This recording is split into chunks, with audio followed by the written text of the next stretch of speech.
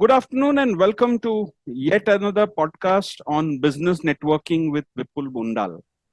Today is the ninth podcast of the series, and so far we've had some very successful people who've been on this podcast. We've had people who've been from the travel industry, we've had a psychologist, we had a corporate filmmaker, we've had a uh, sales trainer, and so on. And we've had a business coach in our last edition as well. But today I have somebody who I immensely respect, and I also respect the brand that he represents. A very dear friend, Prashant Bhatia. Welcome, Prashant. Thank you, Vipul. A quick introduction of Prashant Bhatia. Prashant is the managing partner of Cambridge Apparels. Cambridge Apparels is a brand which most of us are aware, highly visible brand through their retail presence. Also, many of us who had corporate careers are very familiar with Cambridge because we use their products very often, especially men. Well, Cambridge Apparels, for a quick introduction, are a complete wardrobe solutions brand for men, offering a blend of comfort and fashion. It's a 64-year-old brand, and to date has been a testament to the quality of their products, conscientious service, wide variety, bespoke designs, and affordability. And that's some core values that Prashant himself embodies. Well, a little bit about Prashant personally. He's studied in the US, followed by some extensive work experience in retail there before he came back to join the family business in the year 2000, and has been part of the company, leading the company for the last 24 years. He says 24 years of lessons learned the hard way, mistakes made, and corrective steps taken, fueled in no small part by constant drive for innovation. And I'm going to ask him about all of these things. Prashant is proud to have been part of a legacy, and indeed it is, that has celebrated 64 years in men's fashion. Any brand which has been around for 64 years is definitely something to learn from. And we have the man himself, Prashant Bhatia. Welcome, Prashant. Thank you. Thank you so much, Vipul. Thank you so much for calling me two things at the start of this whole thing. You called me successful and you said respected. So yeah, thank you so much for those additional titles also. Both of them you are. Happy to be here and pleasure to be with you. Right. So from what we understand, and also, yes, I forgot to mention, although I had it at the back of my mind, Prashant is also the author of a very nice book, which I finished reading in 3 hours flat yesterday. It's called Dress the Part. So, it's all about dressing, obviously, because that's what he does, dressing up other people and himself. And, it gives some wonderful tips on how to build your wardrobe. And a book I would highly recommend to everybody, especially people like me who I think are illiterates when it comes to dressing the part. So welcome, Prashant. Thank you, Vipul. So you're the third generation in this business, I'm told. Yeah. And, and a brand that's quite synonymous with virtually dressing in India. You guys are probably the pioneers of corporate dressing in a way. And can you tell us, how you got into this business? Because you were studied in the US, quite successful there. But what brought you back? And, what were the circumstances that led you to being part of Cambridge? So this wasn't part of the master plan. The master plan was, so as you rightly said, I'm the third generation. So just a little, few steps back is that this brand was started by my grandfather, who Right. also was not really a trained apparel manufacturer. He was an accidental apparel manufacturer. He learned the trade while he was working as an accountant in Okay. 1955. And All right. 2 years later, he learned the ins and outs of the trade, and that's how he got started. And then my father and my other uncles, they joined him in the business. Right. Was very blessed to have had the opportunity to study abroad. So, as I said, the master plan was to escape. I did not really want to become part of this whole the family business Right. culture, because I had read enough of enough that it goes nowhere. And very funnily, I read about this quote also much later in after I joined the business. So I mean, it's a little hindsight that it's the first generation that introduces the business, launches the business, the second generation that grows the business, and the third generation that blows the business. I Correct. definitely did not want to be part of that third Okay. generation that blew the business. But jokes apart, that was not the plan. The plan was to get a degree abroad, get some more years of get some work experience, some real world work experience as well, Yeah. with an international company, and then pursue my masters. Like, give myself all the tools and equipment that is needed to and then probably decide to come back into the business. But life had different plans, Right. and as soon as I graduated, I was offered an opportunity to intern with General Motors Okay. for as one of the interns over there. There was a consulting company. They liked the work that we did for General Motors, for a dealership of General Motors while we were still in school. And he gave me this opportunity. He said, "I'll take you to General Motors, and we'd like you to, work as an intern. That will open up a lot of doors." And of course, at that age, and I'm saying 1999. I mean, at that age, when I was all of 21, I mean, that seemed like a wow of an opportunity, because coming from a family business, where General Motors would have been, I don't know what kind of a pipe dream. I did not even imagine that Absolutely. it was a possibility. And that opportunity, so I picked up the phone to call my dad, and before I could break the news to him, he said, "Well, things have changed here on the business front, and I need you to come back immediately." Okay. So I did not even, for the longest time, even go on to tell him that this opportunity with General Motors was available. But yeah, so that happened. I graduated in '99, January of 2000. I resumed. I embarked on my journey as an entrepreneur into the business, and that's 2000 is when I actually joined the business. So yeah, I mean, All right. a lot of twists and turns that happened, but yeah, life had decided that I had to dress people up. So that's exactly what I'm doing for the last 24 years now. Fantastic. So, in your book, you at the beginning of the book, the part which normally people don't read, but I read. You mentioned something very interesting. You said that your business had certain challenges in the recent past, and that you're trying to turn it around. And when you wrote this book about a year and a half ago, you were still in the process of that challenges getting resolved and turning around. Yeah, So, and I don't know, would you like to talk about it now? sure. So basically, the challenges that I'm referring to, so this whole idea of this book happened, like just after the first, I think it was somewhere around the second wave was just over of COVID. And so COVID basically presented, I think, the entire world, of course, with a lot of challenges. And the apparels industry, as such, took the biggest hit. Like, literally, overnight, we fell from 100 to 20 in terms Right. of consumption. And it was common sense. We were not going out of our houses. Correct. What was the need for clothes? So Right. the biggest challenge started for us over there. And it so happened that we started in the business, the brand came into existence in 1960. So 2020 happened to be the 60th year of the brand. Right. COVID hit us somewhere around the middle of March, and going around, I think we had mega plans that were supposed to start in the middle of April for the 60th year celebrations. So we Okay. had massive growth plans. We had massive inventory that we had, Okay. planned to manufacture already on its way. A lot of it sitting in our warehouses. Yeah. Geographically, before that, we had gotten very aggressive. So from being a player that was dominant in the western region, primarily the state of Maharashtra, we had spread our wings to enter the eastern states, certain northern states, the southern part of the country.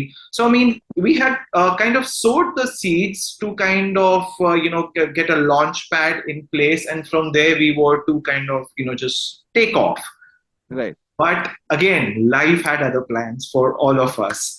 And Yeah. 2020 March, and overnight, all of these things happen. And I think I remember the day. It was somewhere around the first week of June. We went to the warehouse. We were wearing those masks and we were just looking at the inventory. And I was with my senior sales team, and all of us is just looking at each other, wondering what are we going to do with so much inventory. So I mean, Yeah. those were the biggest challenges that actually hit us. And we primarily have been, as you said at the start, makers of formal wear clothing. Right. But as we grew and we took the path of exclusive brand outlets, opening exclusive brand Correct. outlets for a store, which means if Vipul, you enter a store that bears the name Cambridge, you would find anything and everything that you would need for your Right. Monday to Sunday dressing Correct. requirements. And Correct. you wouldn't have to step out or to anywhere else or to look at anybody else. So we basically grew our product portfolio to include categories that were not our forte. And Right. that typically happens. I think that typically, and it was a good lesson to learn as well. It typically happens with all brands when they're in the growth stage or when they are growing or when things are going well. They take upon themselves a lot more than they can handle, or a lot more than what they are known for in the market. Correct. Because the certain customers in North India said we need this as well to run an exclusive brand outlet. The guys Correct. in South India said we don't need this, but we need something else.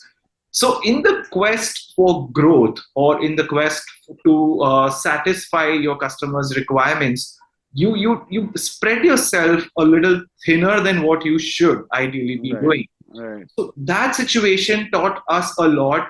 Overnight, we decided to cut out product portfolios in products from our portfolio. We said we're not going to do so many things. We're going to stick to the basics, because now suddenly the whole situation had changed. Right. Even after we went on to the hybrid model, a lot of industries went back to the hybrid model. That's Still, they had consumed so much of products that they were sitting home and wearing, that now the requirement for that product was practically non-existent. And suddenly they came back to, I mean, like, you are going back into your office after a year and a half, and your sizes correct. have changed. Either you're shrunk, or you have Yeah. or you have put on weight. And that happened typically with all of us, Correct. because we Correct. were sitting home and doing nothing, literally working, but yeah, Absolutely. working from home. Absolutely. So suddenly the requirements came in, and they basically were focusing only on the formal wear for us. Correct. So those were certain, really big challenges for us that we had to cope with. And a lot of lessons we learned is, and this, I go back to Steve Jobs, way of thinking, that when the entire market was talking about doing printers, Microsoft was doing this, IBM was doing, Canon was doing, HP was doing. He, at that point of time, said, we're not going to do it. It's okay for us to lose out on that, but let's do whatever we are doing in the best possible way. So these were certain lessons that were kind of like, you read it, but you're like, no, Steve Jobs thought differently. That's a US market. This is the India market. Here my customers want it. How can I say no to my customers? Correct. So those were a lot of lessons learned, and I think the biggest takeaways were that I think all of us should just do what we are best known for doing, instead of spreading ourselves too thin and trying to please everybody who's trying to come into our stores. And this holds true for, I think, all brands in the market. I mean, there are brands, I know, I'm sure you and I both know, that probably sell no more than 3 or 4 product lines. And Correct. here, despite offering so much, we were still saying, what more can we offer to the customer? So those are challenges that we had to actually cope with. And we lost a few stores because rents were high. Businesses had vanished from certain towns and cities because they were too dependent on the IT sector. The IT sector decided to go completely offline. Yeah, So those challenges actually, cut our store counts. And a year and a half back, things started looking better. We started talking to the traders in the market. We started talking to a lot of shopkeepers in the market who were expressing interest in opening up, standalone outlets of Cambridge again. And so, yeah, now we are back on that path wherein, we are accelerating towards the journey of increasing our store counts. Right. So some of the lessons from what you mentioned here is one is, of course, stick to the basics, as they say, stick to what you're Yes. good at. The Yes. other thing you mentioned was don't be too, think too differently during a time of a crisis. Would that be the right way to put it? Yeah, I mean, And see, thinking differently in the time of crisis. Of course, you and I both have to think differently when a crisis situation hits. But I think in a crisis, driven situation, I think you do what you just said. First best is just stick to your stick to the basics. basics. That's I right. mean, it's very simple in a cricket game. I mean, you're losing wickets on the trot. You know you're going to attack the ball. The ball is defeating you. You're losing wickets. So what are you going to do? Stick to the basics. Defend. Don't try to attack. So I Right. mean, that's the biggest takeaway that we had as a business during this period, and Right. learn to say no. I mean, in life we have been taught this. In life we have been Fantastic. taught this, but we just don't want to listen. We just don't want to learn. And these kind of crises, they taught us that it's fine. We had with great difficulty we had to say no to a lot of customers. We had to learn to say no because we just couldn't cope up with the demand then. Okay. Great. So, Mike, the next question I have is on your book, Mhm. Dress the Part. Yeah. Also, I want to show off a bit that I've read your book. So, it's a fantastic tool. I mean, I must be very honest. I learned a lot about, uh, and good books are always ones which teach you, right? I mean, Of so course. from that perspective as well. So, what made you write the book? So, you could have written about anything. I know you have knowledge about a whole host of things. You could have written about Cambridge, for example, Yeah. but Yeah. you Yeah. still chose to write about dressing the part. I mean, just give me a little glimpse into what made you write this book and not something about Cambridge, for example. I'm Yeah. sure you'll write about Cambridge at some stage, but what made you write about dressing the part at this stage? Yeah. So now that you have read the book and now that you said that you have read the part that nobody really reads, the preface, the foreword. So in that, I have very specifically said that, at one point of time, I thought that writing about Cambridge would have been the best thing.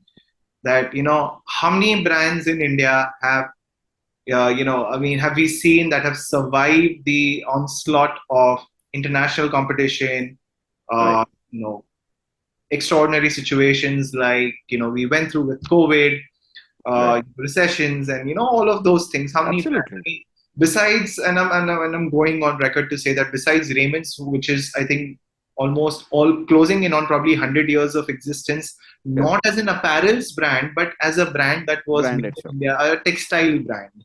Right. I think I won't be wrong in saying this, Vipul, when I say this, that Cambridge is the only second then. Right. So that was basically common sense. That was a no-brainer that I should write about it. But I started writing about it, and I suddenly, kind of lost interest. I said, "This story is not complete yet. Yes. This story is not complete yet, and the best is yet to come. So this should be." Written I think about. I think I would do more justice to Cambridge as a subject, maybe when I have done enough justice to it as a brand, as a brand custodian. So maybe that was not the time. Right. So I kind of dropped it, and then I just kind of completely dropped the idea of writing anything. Then suddenly, I think it was during this whole COVID phase, I realized that you know there was a lot of we had a lot of time, so we were doing a lot of social media interaction. So on WhatsApp, you would see these funny messages that a man sits for a meeting with a shirt and a tie and is wearing his boxer shorts, checkered Right. shorts, and he realizes later that oops, the The camera's wrong on camera and was my on. bosses and my team and my colleague has seen it. So I don't know, kind of from there, it just occurred to me that what is it that I know best? I Right. said, Cambridge as a brand is a brand that I have worked for. I have been lucky, fortunate that as a third generation entrepreneur, as a third generation custodian, I am working for this brand. But what is it that I, as Prashant, can bring to the table? And Right. that was my 20 plus years of knowledge in terms of how men should dress. Hmm. Fortunately or unfortunately, there's been, until date, I don't see anybody who has spoken with men in the language that I decided to speak with, which was like almost like having a one-to-one conversation with you, a Yeah. chat with you. Yeah. Yeah. Yeah. So I thought that was the best way to share my expertise. And as Vipul, as they say, common sense is not so common. I had this knack, and it's a dirty habit. I've been asked by family members not to do this, but I can constantly pick on people. Not I don't go and pick on them physically, or go say things to them, but I see what they're wearing. What is our right? Are they pairing the right socks? Are they wearing the right length of socks with their with their formal attire? Are they wearing the right colors? Are the shoes and the belts coordinated? Is the Correct. shirt the right fit to wear? Are the pair of pants just fashionable? Is he dressed for the occasion? So I said that, with and it just actually came in the blood. I mean, then I'll say that, it's just Yeah. come in the blood that, we observe these things. We know what to pair what with. That's how we Correct. build our entire portfolio of products. So when we pick colors, we pick designs, we know what's going to go well as a combination. Are you going to wear it with a pair of denims? Are you going to pair it with a pair of chinos? Are you going to pair it with a pair of formal pants? And what is the permutation combination that we can offer you best as a consumer? So with that, with all of that in mind, I said, why not present, or I said, let me just pen it down. Let me pen it down. So after I wrote this entire thing, I realized I'd had no more than 65 pages of material to talk about. I said, this is stupidity. This is utter stupidity. No one is going to pay attention. No one is going to pick this subject. And I kind of just let it sit, I said, it's okay. Let it just sit for a few more months. Then I kind of said, let me go back and see, does it still make any This sense? still makes sense. Yeah. So I went back to it. It made sense. I kind of did a little bit more editing, and it just so happened in one of the business networking chapters, the BNI, that I'm a part of. Yeah. I met Mr. Pramod Khera, who's the head of Curate Books. He's a publisher. I got introduced to him through a fellow member, and I just kind of like literally embarrassed is the right word, that I wasn't sure that, is this guy going to laugh at me? I was already embarrassed thinking about his reactions. I said, no, let me Sure. just still try to see what does he feel about the subject. And he loved the subject. He said, this subject, Prashant, has not been spoken about.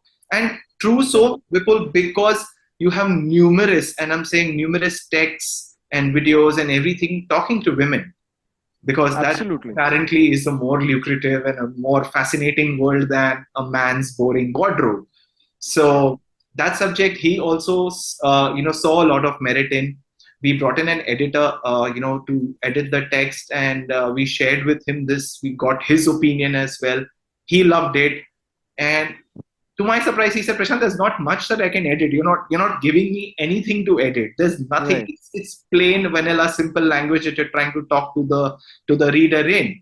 But then I said, I don't really want to do the boring black and white images. I want to bring to life what I am trying to share with the reader, and that's what we did. We invested in good quality paper. We said, let the cost go up. It's fine. That's not the Intent. Yeah. it's not the objective. Yeah. Making money was not the objective for this. My objective was to educate my the men out there who have depended on, like you put up, probably depended on your father, your brother, your uncle, your friends for information on Absolutely. what to wear, when to wear, first job, what should I wear, what should I not wear, what's a good thing to do, what's the right thing to do. So when we have depended on peers and family and friends on this information, why not have something like this? And it's a very handy book. It's a very small, handy book that you can probably just keep inside your wardrobe, literally, whenever you feel lost. And this can happen to us at any point of time. And so whenever you feel lost, just pick it up and go back to the basics. And that book also is what I have been trying to do with my business, is build it around basics, because Right. that will never let you down. So that was how Dress the Part came into being. So this is for our people on the community. I mean, please do yourself a favor. Go to Amazon, look for Dress the Part by Prashant Bhatia and buy the book. It is only 62 pages. If I could read it in 2 hours flat, I'm sure you can do it too. But you'll be much richer after what you read, because this is all about how you can dress for different occasions. And how do you dress when you go to office? How do you dress when you're in a casual situation? He's even said, how do you dress and go to a grocery store, for heaven's sake? He's actually given tips on that. And it's when you actually read it, the feeling one gets is, yes, I never thought of this. And I'm going to do exactly what Prashant does. Next time I'm going to check out other people, what they wear when they go to the grocery store or when they go to the gym or so on and so forth. So, uh, lovely book, Prashant. And also, I must say about Prashant is that, he's one guy, I've never seen him dress wrong. Prashant, I also incidentally observe other people, although I can't claim to be an authority in that. But, your way of dressing is close to what you've mentioned in the book, in terms of being immaculate, in terms of, what to dress for what occasion. I rarely, if ever, have seen you get it wrong. I don't think I've ever done that, but I don't think I've seen you ever get it wrong. So yeah, I mean, you're a living example of your own brand. Thank you so much, Vipul. Okay, so now let's get on to power dressing. This is something we put out, and I'm sure a lot of people might be wondering what is power dressing. So can you kind of unlock that word for us? Break it down. Open. What does power dressing mean? And in this context, I'll take one question which has come from the community. Yeah. So this is a question from Viren Chabra. Okay. He says, how does one strike the balance between personal style and professional attire, when aiming for success in various industries? So, personal style and professional attire. So, and, we're talking about power dressing. So how does one do? Because, you typically find people wear something and say, this is me. Correct. If they wear something odd, they'll say, this is me. So how does one strike that right balance? And of course, different industries have different ways of dressing, right? Correct. So I'll kind of just take this up on a lighter note. We've all seen this movie that Rocky and Rani, whatever that movie had called. Right. Wherein, we see all Ranveer Singh is like the flamboyant Gucci, Fendi brand ambassador. He's just wearing that. But that's basically his style. Right. Correct. That is his style, that he likes to dress that way. But that is not what he can probably walk in to a bank as, as probably a manager of the bank, or as one of the employees who's working there, or in any kind of business situation. That's not a professional situation. Or even if you're self-employed, I'll say that in that situation, your personal style, it cannot extend into the space of what is acceptable in the industry that you're walking in. So, that I know it's a very crisp way of cutting this discussion, but yeah, personal style can be that, I like to wear a particular kind of a fit of, shirts, for example. Right. But that's my personal style. I like to wear it that way. I like to have the first button open. I like to, flamboyantly, have my, my jewelry, sparkle. But that's not acceptable. That's not acceptable when you are going into a professional setting. So you can't be doing that. You can't say, this is my style and this is how it's gonna be. No, I'm sorry, it doesn't work that way. Unfortunately, that's why I said that, we men are not told. We haven't learned that except from people who are around us. And they are we probably end up copying them, parents more so, and friends as well, and siblings as well. But that may not be the right way to do it. So to address Viren's question, personal style and professional, boundaries, I'll put it that way, is that depending on the industry where you are. Now, an advertising professional can get away with almost everything and anything, because Correct. that is not a place where people are going to take you seriously on the basis of your attire. But you change hats, you come out of that agency and you walk into, as I said again, the most like the IT sector, for example, or you Correct. talk about the the banking financial services Banking financial. industry, where there is a lot of interaction, face to face interaction that's happening between you and your customer or anybody else, or your colleagues. There is a code of conduct. There is a a dressing code. There are dressing ethics that you have to follow, and Correct. this is basically what I have been trying to talk in the book as well. That that you have to work within certain boundaries, and within those boundaries, you explore your own style. Then you know like, for example, I'll just simply put it, I won't take more time on this subject, but is, for example, I love blues. I mean, wearing blues, blue shirts and black trousers, the common, most staple blue with beige as an attire, the most American way of wearing blues with khakis, so I Right. mean, I could explore that. I could, instead of doing chinos, I could do fitted pants. That's my personal style. Instead of doing regular shirts, regular collar, boring shirts, oversized shirts, I could do slim fit shirts. I could do button down shirts. That's my style. That's how I like to wear my clothes. But am I going to stand out in the crowd in the negative way? No, I am within the confines of my of the Acceptable expected boundaries. behavior in terms of my dressing. So I Correct. would not have crossed that boundary, yet I am expressing my personal style. Like you said that you are immaculately dressed, but yeah, I mean, I am wearing the same colors as you are wearing, but I am just tweaking it a little bit here and there to kind of explore my definition of style. So I hope I've answered that question. I think you have. I think you have. Okay. So there is a very interesting question from Jenny Matthew on the community. So the question is, what are your views on Gen Z's dressing sense in the corporate world?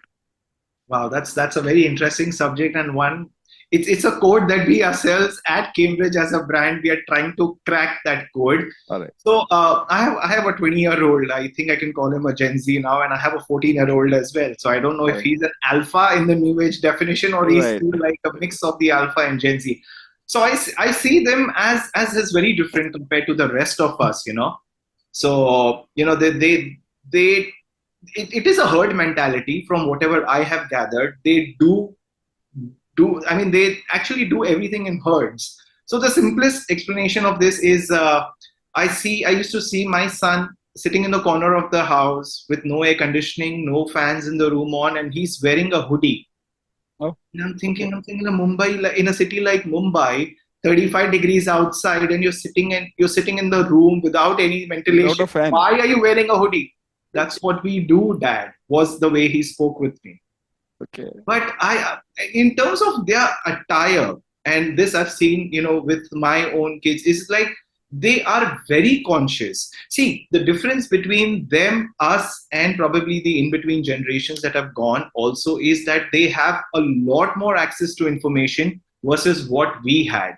They Right. have so much more in terms of social media that's happening, and so much more. And I think they are a little, on one end, they are very fashion conscious, and on the other end, I've seen a lot of them who are kind of sober in their whole outlook of dressing. They do not like to dress up too much. Right. In the workplace, they go by the code of ethics. So with them, it's, I think they have found the right balance. It's thanks to the information that's available to them. So that I think they are sorted, and they will not need this book at all. I'm sure about that. Okay. So just we'll get back to Cambridge a little bit, because I think there's a lot of interest about brand Cambridge, or the brand itself. So there's a very interesting question from Desmond, and now actually thinking back, I should have asked you that at the start, but I didn't. So Uh-huh. thanks, Desmond, for asking this question, and I'll throw it to the man himself. He's asking, why is Cambridge called Cambridge? Very interesting. I asked my father the same question. And I think he must have asked my grandfather the same question. Right. So this is 1960. Okay, we are talking about. It's like even before I was born. So 1960 when we're talking about, and he apparently, I mean not apparently, but he worked in South Mumbai, the Right. Colaba area, South Mumbai, which is the southernmost tip of Mumbai, for those who do not know. And that was basically the fashion hub at that particular point of time. So the best and the most premium brands. And as I said, he was working as an accountant in one such apparel manufacturing company.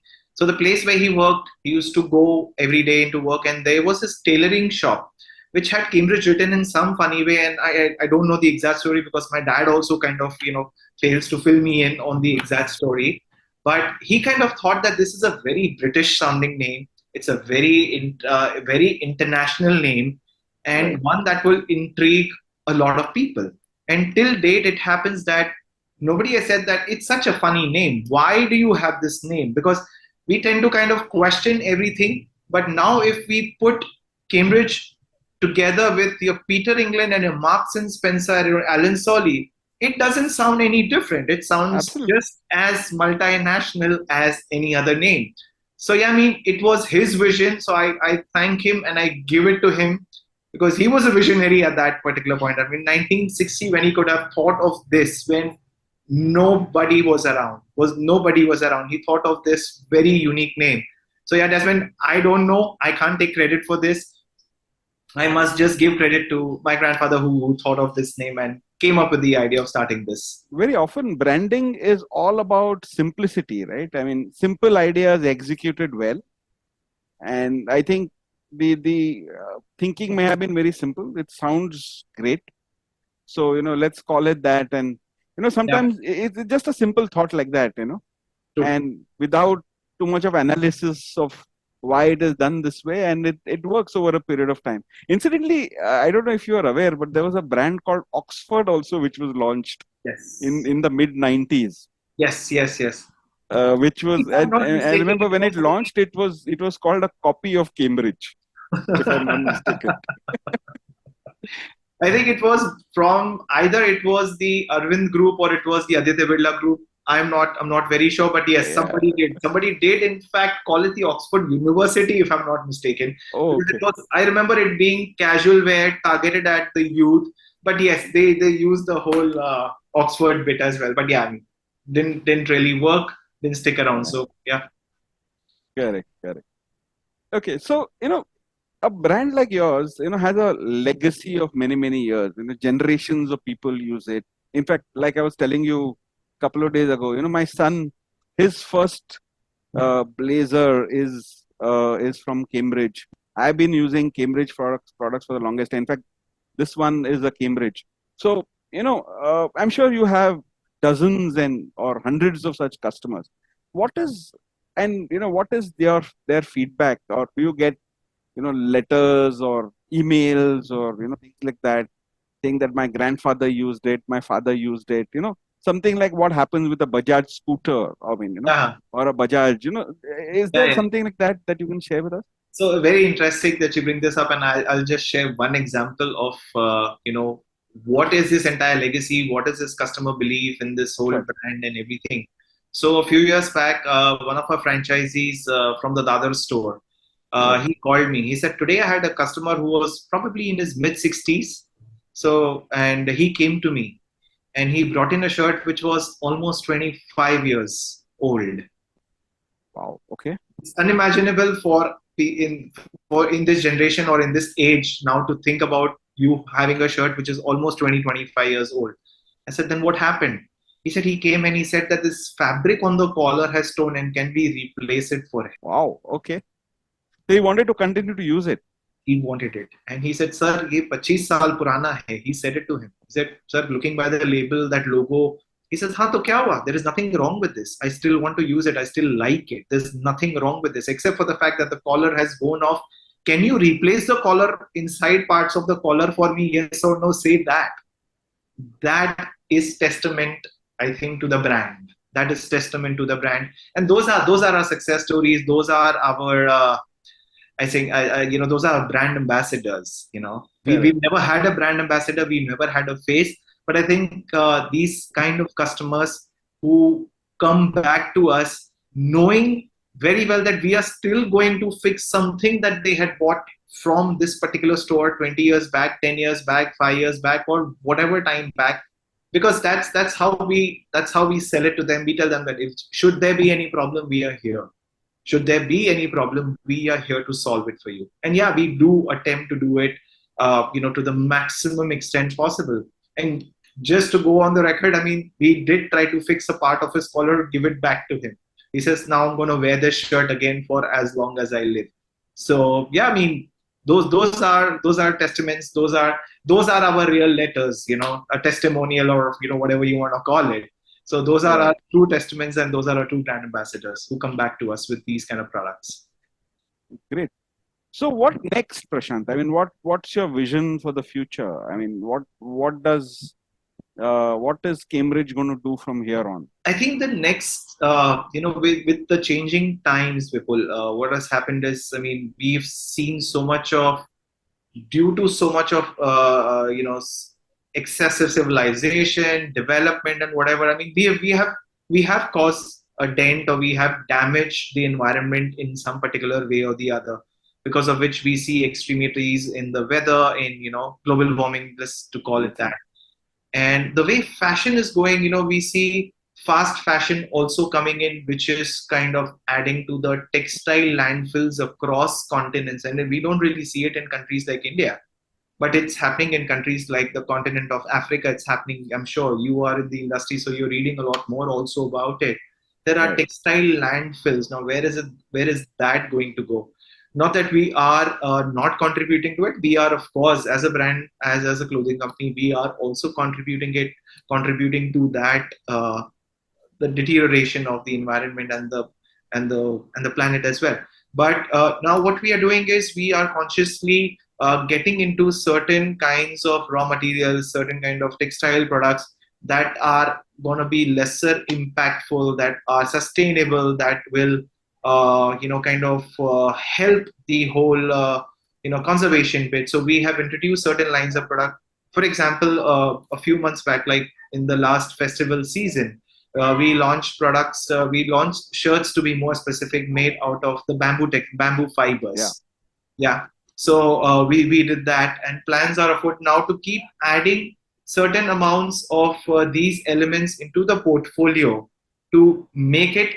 One is to show that we are responsible as well. Being a 64-year brand also brings in, or rather puts a lot of responsibility on ourselves. Right. We have the responsibility to kind of take care of everything that's happening around us, and the environment is the first thing that we have to take care after. So this is the biggest thing that we're doing, is introducing sustainable textile products in our Right. product range. That's what we want to do. And what we are also doing on the business front, on the growth front, is that we are rapidly expanding our store count. We're trying to reach to as many tier 2, 3, and 4 cities and towns possible, Yeah. where there is a customer for our product like us. We take pride in the fact that at one point of time, a fellow textile colleague, in a forum that I was attending at one business college, somebody asked him, one of the principals came in, and he was probably not from Mumbai. So he told him that, he asked him to introduce me. And he said, this gentleman, Prashant Bhatia, represents, the Maruti of the apparel industry. So, I mean, that was a big statement that guy made. So, I mean, we all know Maruti has everything for everybody. It Right. has, I mean, we all have driven our first car. Of course, we have driven the Fiats and the Ambassadors, but our first luxury car was a Maruti. Brother And Maruti. that's the Yeah. first car today that we think of giving to our kids as well. That, start with a Maruti, then graduate to the Correct. others. So we are proud. We take a lot of pride in the fact that we have something for everybody. And our price points are really attractive. We start as low as 399, and we go all the way through about 3,000 as well. The jackets are also very attractively priced. But the point of the matter is that there is a big community of consumers in these interiors of the country, wherein Yes. we do not get access to brands like ours, or we Correct. haven't reached out to them, and that as it was in part because of our the cutback that we did in our entire expansion strategy after COVID happened. But yeah, now as I said, things are looking good. We feel the need. We are told as we go to from one small town into another, we are told that sir आपके जैसा brand चाहिए हमको, हमारे customer को यहाँ पे हमारे गांव में, हमारे शहर में, तालुका में, डिस्ट्रिक्ट में. We hear those kind of, literally these are the kind of words. And Correct. recently, I was at a store opening in this area called Pet Vadgaon, which is just 15 kilometers before Kolhapur. Now, Kolhapur Right. we know as the Mercedes capital of India, Correct. right? But still, in this Pet Vadgaon, I was there a night prior to the store opening, Vipul, and these ladies walk in. And this is, I'm saying, is the actual real world example that I'm sharing with you. Is she's been a loyal consumer to that store. It was a brand that belonged to somebody. I mean, it was a brand store for some other brand earlier, and now that guy converted that into a Cambridge store. So that lady, a pair of these ladies, they're like, हाँ मतलब reasonable कपड़ा तो होना अच्छा तो चाहिए. Everybody wants something good, but they said that it should be affordable as well. And that's exactly what Cambridge stands for. Yeah. We have internal debates, we have internal boxing and punches and fights, and everything is flying around because let's increase margins. But that's something that I don't think I'm comfortable with being a promoter of the brand. It's very easy, Vipul, for us to say, you know what, 5% is not going to hurt anybody. 5% is really not going to hurt anybody. But I don't know, somehow I can't sleep. I can't sleep at night thinking that, my price point from 399 has to go to 450 or 425. I was like, and I've always taught my seniors also this, because I believe in this. It's like a shift of, one particular decimal place also affects us so much when we are going and buying something. Imagine what it's going to do to, so many hundreds and thousands of people when they are moving salary to salary, they are moving paycheck to paycheck, and still they aspire to wear something that's good. So why not we focus on increasing our footprint to an extent wherein that gives us the muscle to keep prices affordable. So that's a very conscious exercise that we are working on, and yeah, we are very aggressively we are very bullish about our growth plans for this year. So while contributing to the environment, keeping a portfolio of products that's going to be using a lot of sustainable materials, the focus is going to be on growing the brand, making it more technology friendly, making it more accessible to everyone in every in corners of the country. So that's basically what we have planned now. Okay. Is there, I mean, are you already present online? In the Yeah, but sense we are that, not present in the marketplace models like your Amazons and Flipkarts of the world right. because of the discounting. People, to be very honest, they are discounting at the prices that they sell at after discounts is a price that we are already selling at full price in our stores. Right. That's I don't know if that's good or that's bad, but I've been told again by industry experts that you'll have to increase your price and then show in a discount. Something that doesn't go down well are our ethical make Way of or doing make things. up or whatever, the way we Right. are made, it just doesn't, we're just not happy with the fact that I have to increase the price of something to sell online and then discount it. If we're happy, we are with there. According to me, as I said, I studied in the US for a couple of years. So from my experience, online should be for convenience and not for discounting.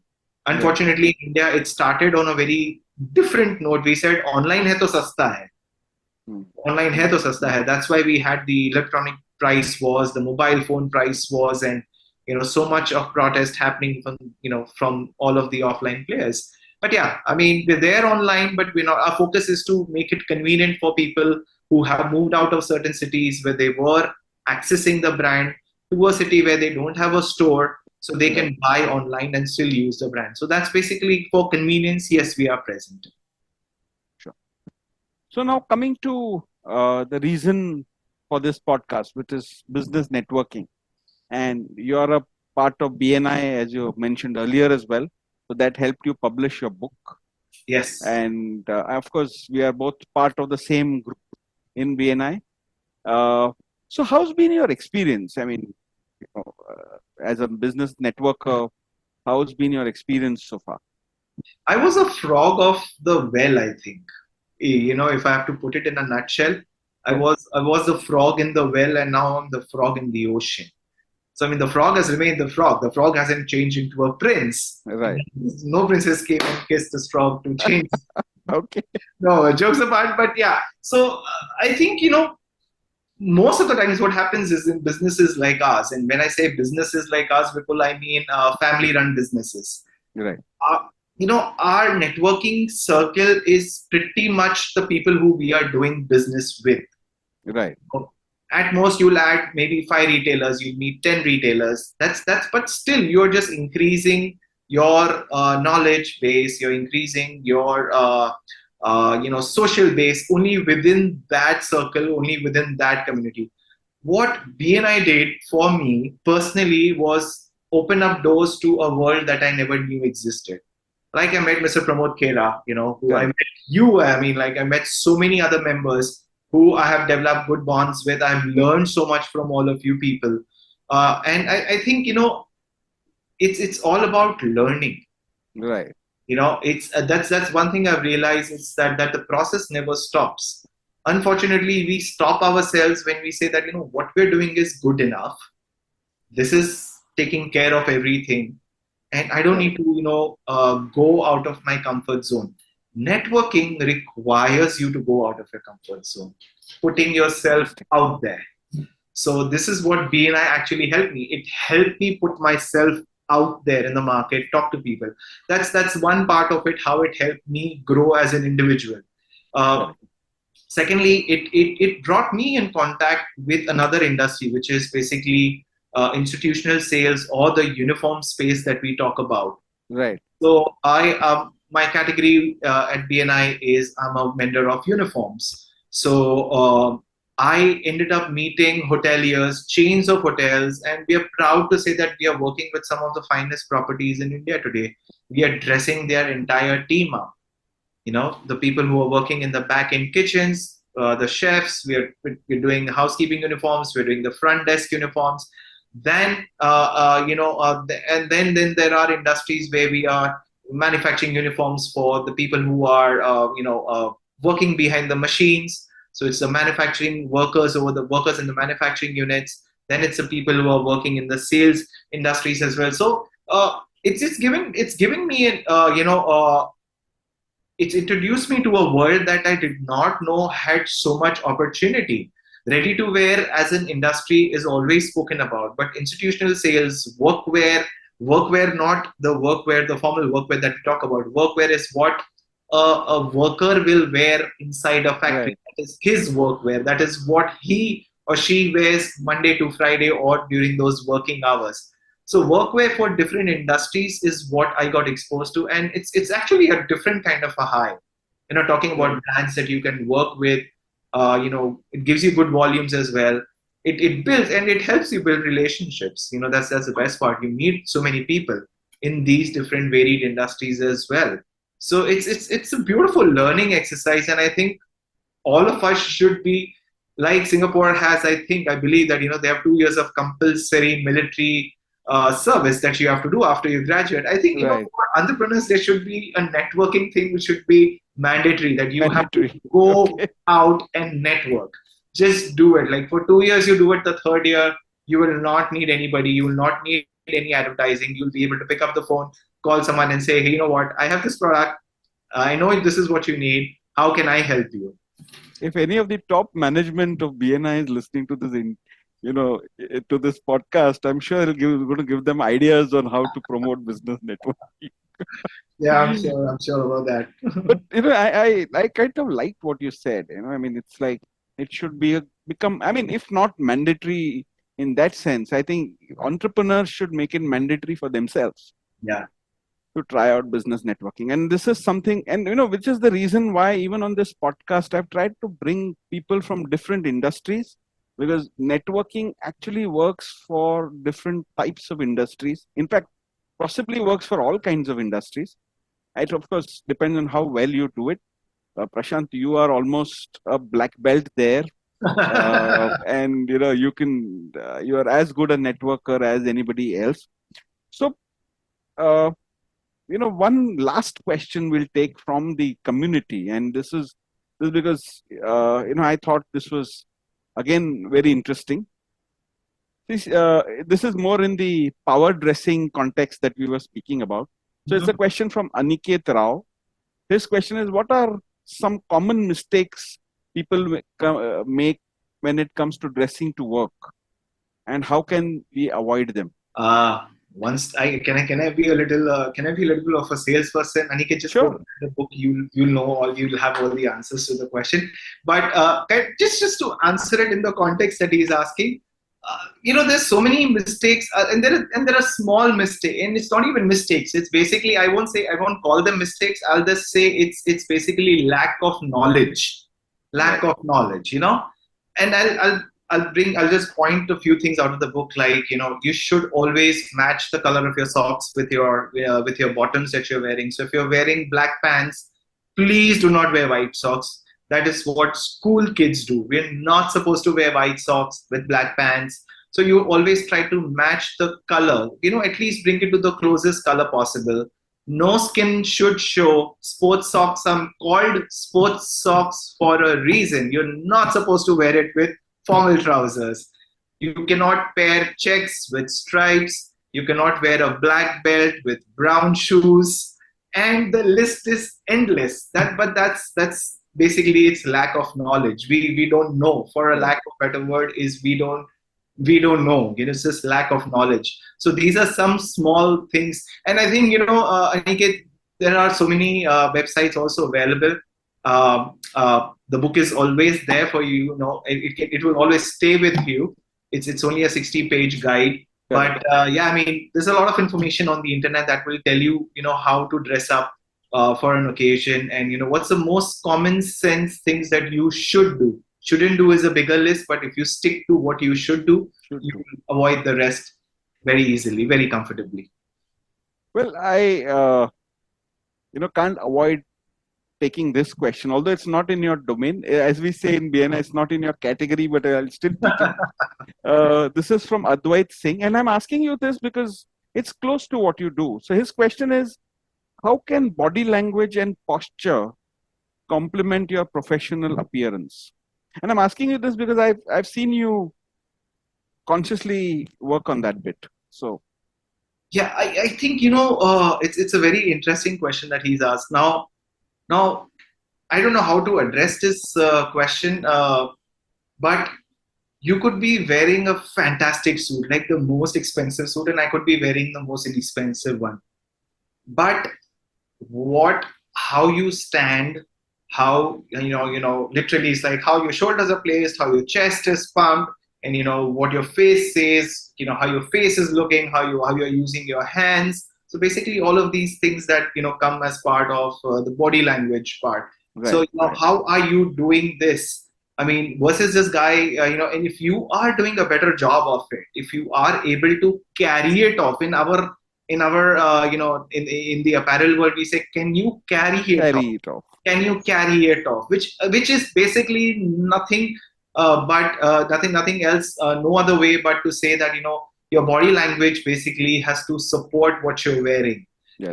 You could, like I said, you could be wearing the most expensive Rocky Randhawa kind of a shirt, but I mean, he still could carry it off with his body and his postures. People like you and I can't carry it off. We'd be slouching, we'd be clumsy with our actions, we could be clumsy with our, fingers, with our hands, whatever.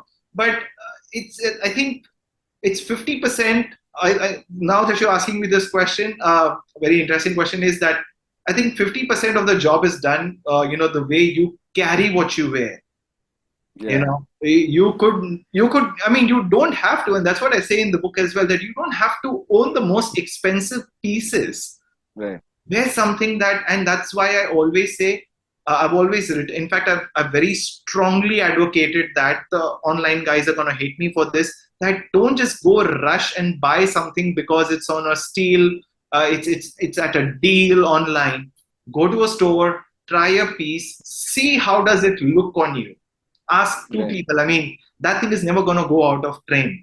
Correct. Ask your friends, ask your family, ask as a store salesperson. He'll tell you, do you look like a monkey or the monkey's uncle? He'll tell you that. Are you doing justice? Yeah. And I think more times than not, people are honest. Unless they want to sell, but they don't want to sell you something in which Something, yeah, rubbish. not going to look your part. So try things on. See, you don't have to own expensive pieces. Try something on and use your body language. Use your confidence to the maximum. You don't have to, wear a 5,000 rupee shirt to compete with, somebody who's wearing that. I mean, you have your other, you have your other positives, to compete on. So I mean, use your body language. Use that. Use the gift of gab. Correct. Use that. So I hope I have helped him answer this question. I hope so too. I mean, thanks very much for answering that. And so Prashant, we are coming to the close of the hour. In fact, we've crossed the hour. And is there anything else that you would like to say, which you thought I will ask you, and you had prepared that, and I have left out? So if there's anything like that, you can address that. I think you never are prepared enough for these kind of situations. But I think the only thing that I'd like to share, or rather a few things from my learning of 24 years is that life is funny. Life has a funny way of teaching you things. So and it's like we plan for like I plan to take up a job with General Motors. I plan not to come back to this country. But 24 years later, here I'm sitting and doing this podcast with you. So I mean, life has plans for you. You just have to kind of go with the flow at times. You have to believe that something is going to work out for you. That's something that I've learned. And I think so many motivational speakers and everybody has said that enjoy what you do, and that is true. You have to enjoy what you do. You have to enjoy waking up in the morning, coming to that same space. And you have to go back looking forward to coming back the next day as well. So enjoying the whole thing, and it's not a goal. It's not an end process. That's what I've realized. So just to kind of digress a little bit, I had this. I always believed in this. That one must have a vision board, and I still believe in vision boards, because what you see is what you get. Is Right. what I strongly believe. So I thought that I could manifest a BMW. I thought, before my 35th birthday, I'm going to manifest if I have it on my screensaver.